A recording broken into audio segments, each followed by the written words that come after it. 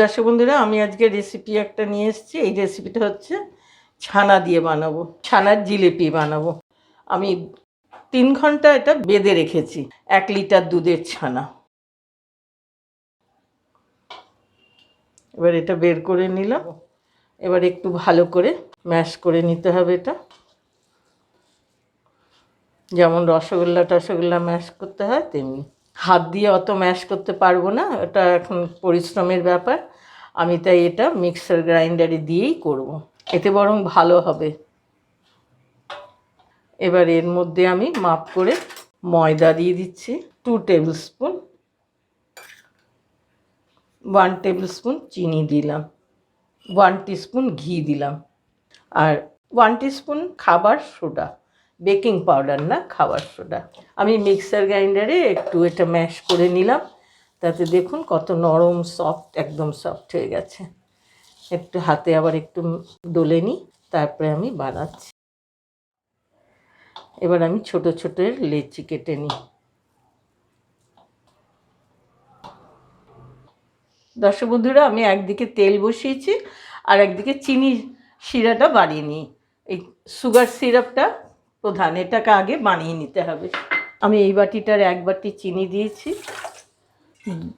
2 বাটি জল দিলাম। গ্যাসটা অন করে দিলাম।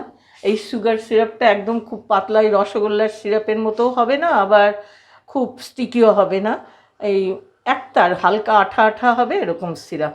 আমার সুগার সিরাপটা হয়ে গেছে, একটু হাতে আঠা আঠা ভাব এসে গেছে। এই একতার সিরাপই তৈরি হবে। এবার এটাকে আমি অফ করে দেবো। একটা রিবন তৈরি করে নিয়ে এটাকে আমি ঘুরিয়ে ঘুরিয়ে সার্কেলটা এনে দিচ্ছি। এইভাবে একটা করে করে আমি বানিয়ে নিই প্রথমে।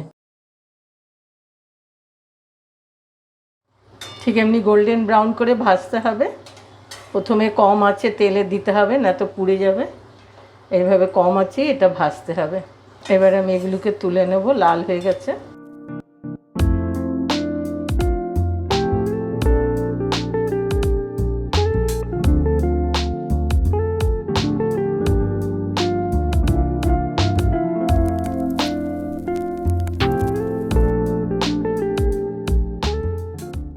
আমি এবার সুগার সিরাপের মধ্যে এগুলো ডুবিয়ে দিই।